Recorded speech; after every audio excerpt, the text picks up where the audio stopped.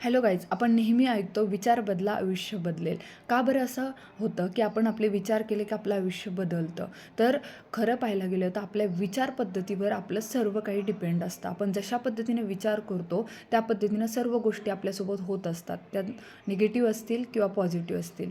कोणत्याही गोष्टी आपल्या विचार प्रक्रियेमुळं आपल्यासोबत येत असतात, आपल्याला त्रास देत असतात किंवा आपलं चांगलं होत असतं.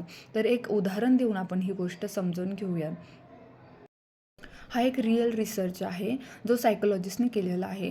सायकोलॉजिस्टने असं ठरवलं की आपल्याला ज्या कैद्याला फाशीची शिक्षा देण्यात येणार आहे त्यावर आपल्याला हा प्रयोग करायचा आहे. तर ठरल्याप्रमाणे ज्या वेळेस एका कैद्याला फाशीची शिक्षा देण्यात आली त्यावेळेस त्यांनी त्या पद्धतीच्या परमिशन काढून त्यावर प्रयोग करण्याचं ठरवलं. तर ज्या वेळेला त्या कैद्याला फाशीची शिक्षा देण्यात येणार होती त्याच वेळेला हा प्रयोग करायचा होता. तर ठरल्याप्रमाणे त्या कैद्याला बोलवण्यात आलं आणि त्याला सांगण्यात आलं की तुला ज्या वेळेला फाशीची शिक्षा देण्यात येणार आहे त्याच वेळेला आम्ही तुला फाशीची शिक्षा न देता साप चावून मारणार आहोत.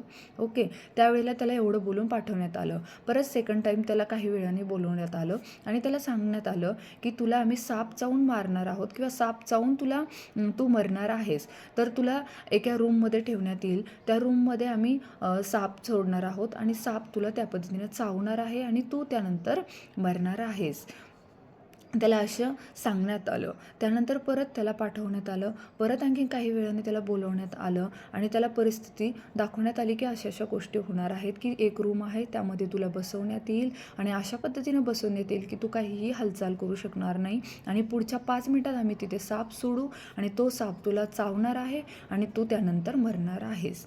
असं त्याला खूप 2-3 वेळेस सांगण्यात आलं आणि त्यानंतर ज्या वेळेला फाशी येणार होती त्यावेळेला त्याला बोलवून त्यावेळेला तिथे त्या रूममध्ये त्याला बसवून तिथे त्याला सांगण्यात आलं की पुढच्या 5 मिनिटात आम्ही इथे साप सोडणार आहोत आणि तू साप चावून मरणार आहेस. तर ठरल्याप्रमाणे पुढच्या 5 मिनिटाच्या आत त्या सायकोलॉजिस्टनी त्या रिसर्चनी त्याला जाऊन 2 सुया त्याच्या पायावर टोचल्या आणि बाहेर आला. तर त्यानंतर 15 ते 20 मिनिटांनी तो व्यक्ती मरण पावला. तर ठरल्याप्रमाणे आपण साप सोडणार होतो पण साप न सोडता त्या सायकोलॉजिस्टने त्याला 2 सुया टोचल्या होत्या. तर तो 15 ते 20 मिनिटानंतर का बरं कसं काय मरण पावला किंवा कसं काय एक्सपायर झाला. तर ह्या सगळ्या रिसर्च म्हणजे नेमकी काय घडलं हे पाहण्यासाठी त्याला पोस्टमॉर्टमसाठी पाठवण्यात आलं.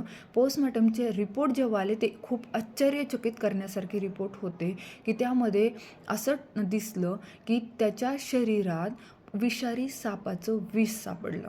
आता बघा, तिथे आपण साप सोडला नव्हता, त्या व्यक्तीला साप पण चावला नव्हता, तर हे विषारी सापाचं विष त्याच्या शरीरात त्या कैद्याच्या शरीरात कुठून आलं. त्यावरून असं दिसून येतं की आपल्या विचार पद्धतीमध्ये एवढी ताकद असते. आपण विश क्रिएट करू शकतो. म्हणजे आपल्या विचारावर सर्व काही डिपेंड असतं. आपण जसा विचार करतो त्या पद्धतीनं गोष्टी आपल्यासोबत घडत असतात.